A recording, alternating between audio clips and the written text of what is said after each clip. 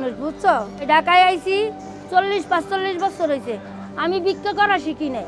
ওই আপনারই পিঠা বেচছি, এই মানুষের ভাত খাওয়াইছি।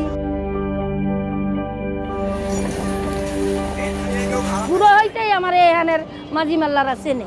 আমি আরো করছি কয়েকবার, আগেও এই দোকানপাট করতাম, তাই পোলাপান প্যাডে লইয়াও করছি, এই মাঝে কয়দিন করি নাই।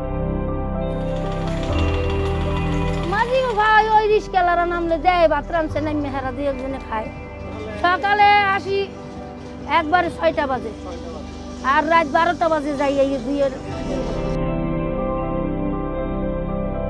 আমরা মেসে খাইলে ঠিক আছে আমাদের সুবিধা হয় না, ভালো হয় না, ওখানে পচা গান্দা খাবার দেয়, আর এখানে আমি টাটকা খাবার খাইতে পারতেছি, এটা আমাদের জন্য উপকারে হয়, ভালো হয়।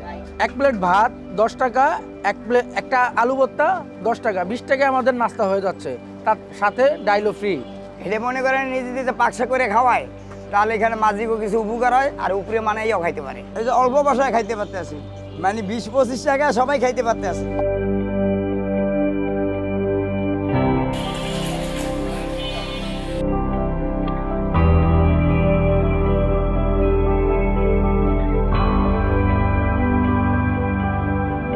আমি প্রতিদিন বাজার করি, প্রতিদিনই রান্না খাওয়াই।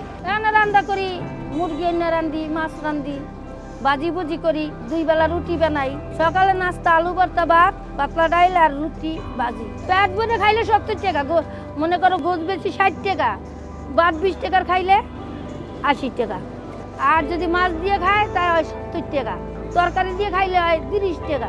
গতকালকে আমিও খাইছি রুটি এবং ভাজি, 2টা রুটি খাইলাম আর ভাজি খেলাম, 30 টাকা বিল। আল্লাহর রহমতে 30 টাকা আমার পেট ভরে গেছে। আর দুপুরে করে উনি মনে করেন মাছ মাংস মোটামুটি স্বল্প রেটে সবাই খাইতে পারে, তা উনি যদি একটা কিছু করে খাইতে পারে আমাদের সমাজেরও ভালো, আমাদেরও ভালো হয়। মন খুব বড়, বনবনের মানুষ। বইয়ে বইয়ে একটা কাজ করতারি, কিন্তু আজ জায়গাতে আমার পেন্দনের পোশাকটাও নিয়ে যেতেন না।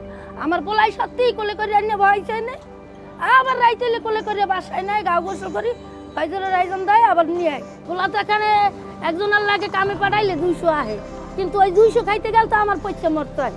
ওইটাই করবে, গাও গোসল যেখানে যা লাগবে, পানি কেজি বাজার ঘাট ওইটাই না দেয়। রান্নাবাড়ি খুব ভালো, পরিষ্কার, কমের মাধ্যমে আমরা ভালোই খানাটা পাই।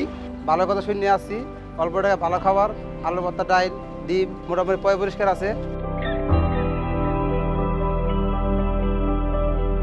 দক্ষিণ কেরানীগঞ্জ পূর্ব আগানগর ইউনিয়ন, আগানগর আলম মার্কেট, নদীর পার বললে এক নামে সবাই চিনে। আমি প্রতিবন্ধী মানুষ এনে বইয়া রুজি করে খাইতেছি, কোনো পাবলিকে কেউ যদি না সারায়, এইটাই আমার আবদার।